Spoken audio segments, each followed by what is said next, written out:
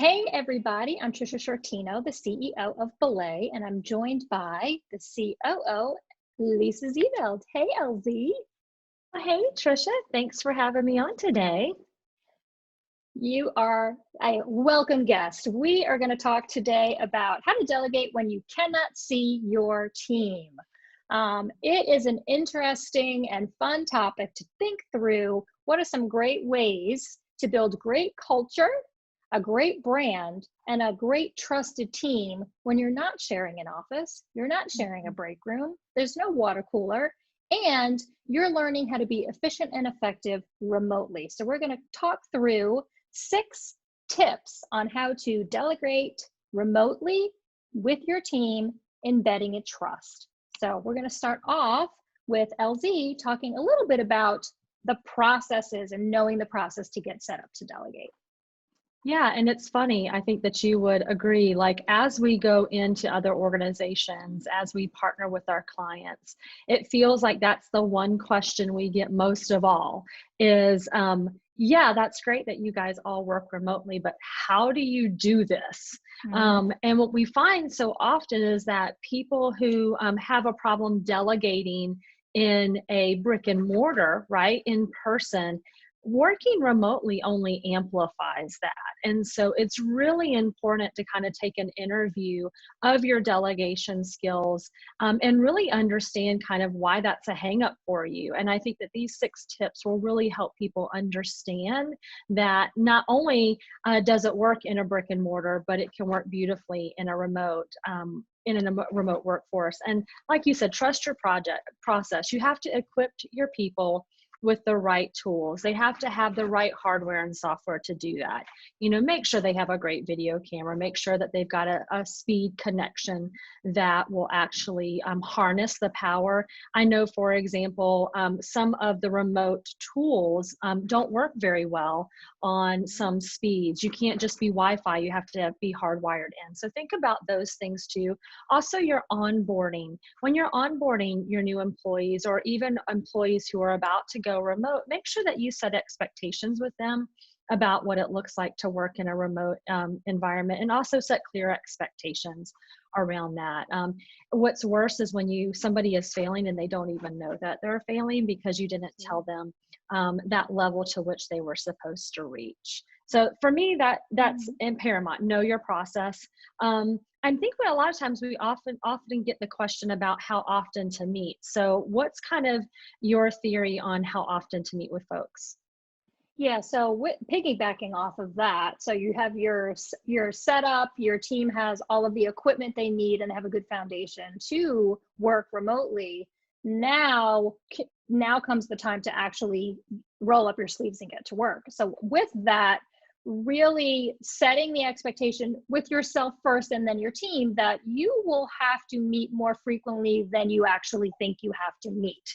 You will lose the opportunity to run into somebody in your lobby or in your cafeteria or in the hallway, and there's a lot of conversations that will be lost when you go from being in an office to being remote. So you have to make that time up, if you will. So we always recommend setting a weekly cadence minimally with your team. I mean, that will depend on the team structure and the individuals. We as an organization recommend meeting weekly if you can with your individual reports to set them up for the week, help remove roadblocks and boundaries, and make sure that everybody has what they need to do their job for the week. So weekly one-on-ones with your team.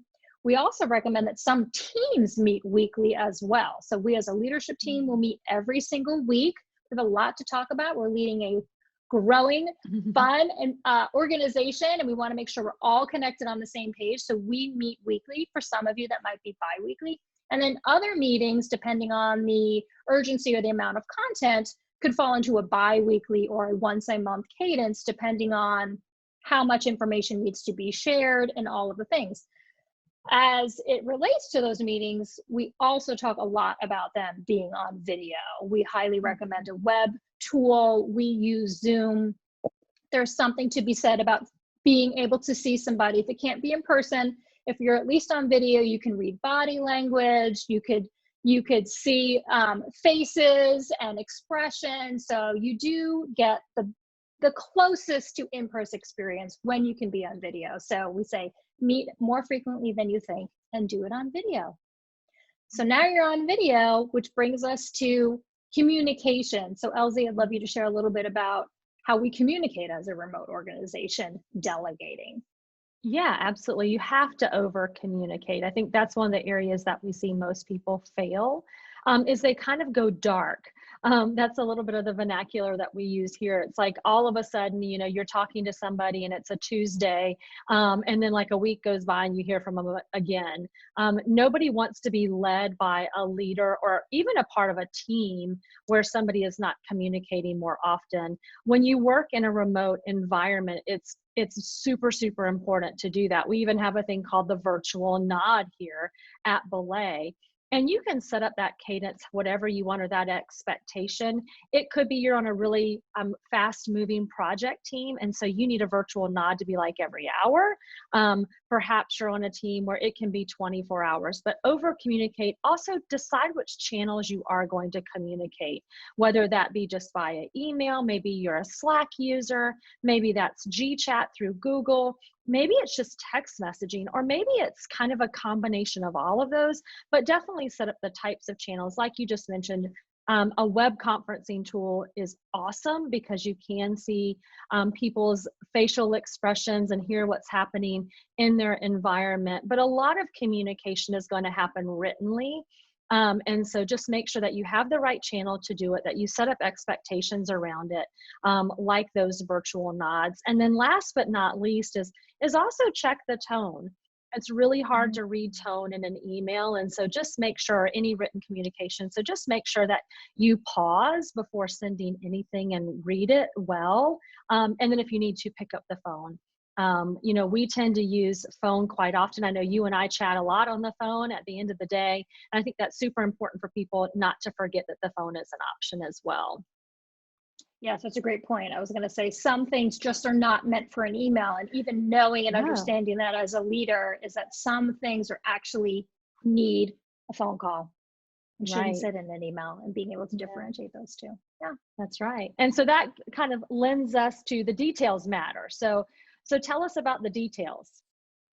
Yeah, so I think it's very easy when everybody's kind of working in their own space for then information to sit in your own space. So making sure that information and data and details are shared is important. So using collaborative tools where people within the organization with the team can see information and processes and creative design for marketing is important for teams to work together. So we recommend using collaborative project management tools to work together, so you're not working alone in a silo. A lot of your work is actually being captured in a system where your peers can see your output and understand and be able to access processes easily, so that everyone's not working alone and everyone can see the progress of things.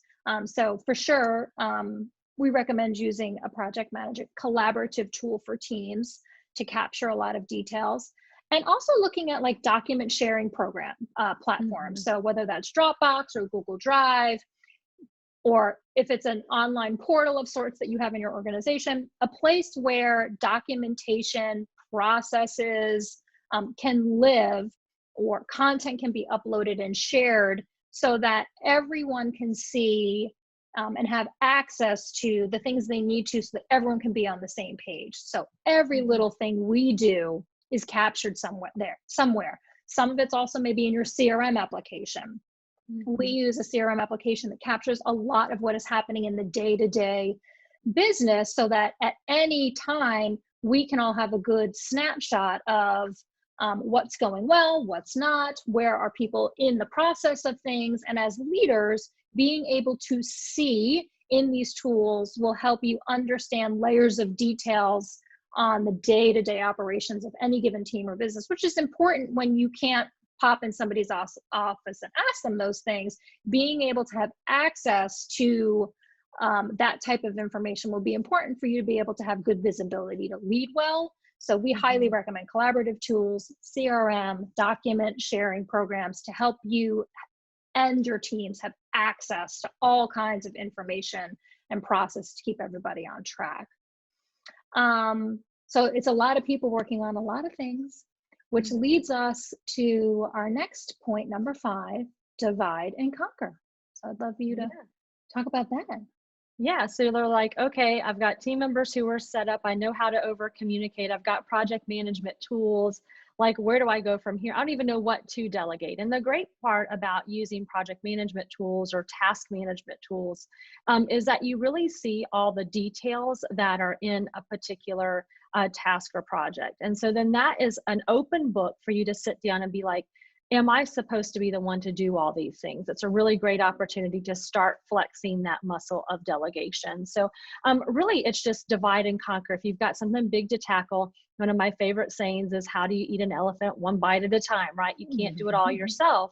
And so really start to invite people into the discussion of those projects or tasks that you have to do so that they can see and actually add value. You'd be surprised at how many team members are looking to do more. They want to add greater value. And so if you invite them into the conversation and you show them in some of those tools, then they can start to lend a hand and give you an opportunity to really shine as a leader and to delegate. So Yes, love and you'd that. be surprised even by asking people, is there something that's not currently on their plate that they would like to be involved with? How many people will actually volunteer?